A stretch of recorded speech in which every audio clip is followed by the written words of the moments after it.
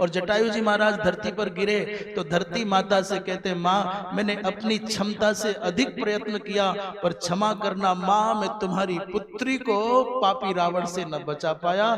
मेरी मेरी मेरी समर्पण में कोई कमी नहीं थी, मेरे प्रयास में कोई कमी न थी।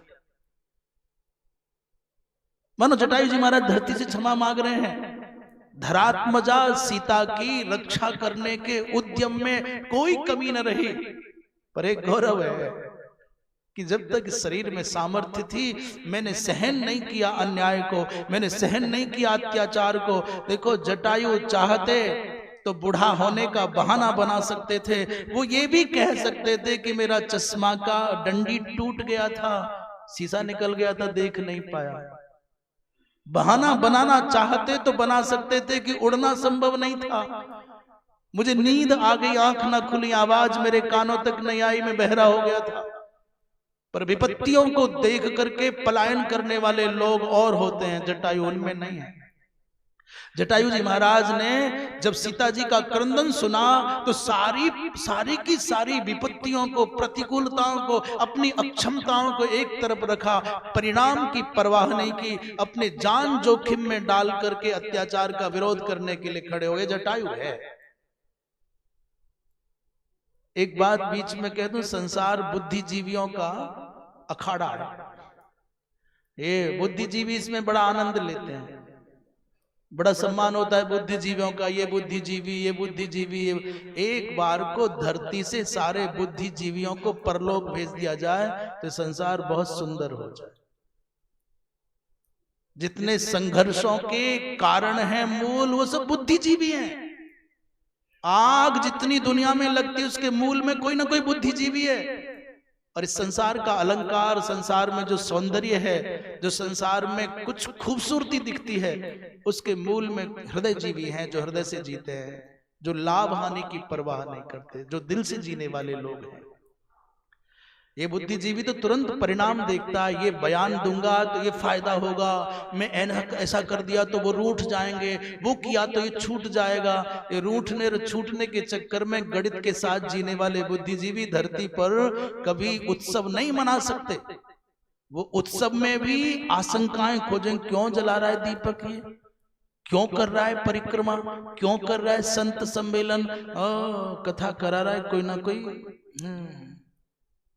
बुद्धिजीवी यही करता रहेगा। और हृदय से जीने वाला वो परिणाम की परवाह नहीं करता। यदि परिणाम की परवाह करते तो महाराणा कभी भी अकबर से न टकराते।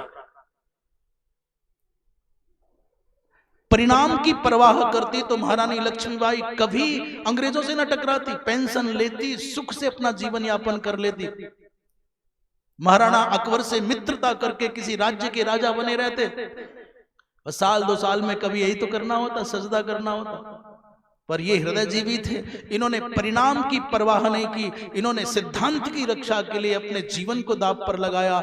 इसलिए सुख भोगने वाले कब के विदा हो गए। और महाराणा प्रताप आज भी 500 वर्षों के बाद भी प्रासंगिक हैं, आज भी जीवंत हैं, ज्वलंत हैं, आज भी आदर पाते हैं। और सोने की थालियों में स्वर्ण के सिंहासनों पर बैठने वाले काल के गाल में समा गए, कोई पूछता ही नहीं है कहाँ है मान सिंह।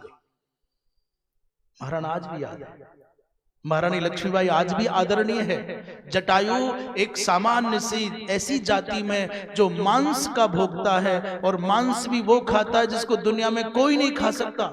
मरे हुए पशु के मांस का आहार करके जीने वाला जटायु मानवीय मूल्यों की रक्षा करने के लिए अपने जीवन को दांव पर लगाता है। इसलिए भगवान राम की गोद पाता है।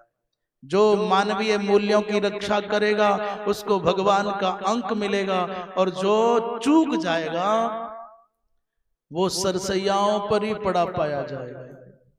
भीष्म बाबा से एक चूक हो गई, और जटायु के जीवन में एक ही विशेषता है मेरी समझ में आती है, वो ये कि भारतीय नारी के अपमान को अपनी आंखों से देख करके चुप न रहे जटायु, इसलिए सारी दुनिया के लिए वंदनीय हो गए। और भारतीय नारी चारों तरफ बलवानों का, वीरों का समूह, पुरुष पुरुष हैं।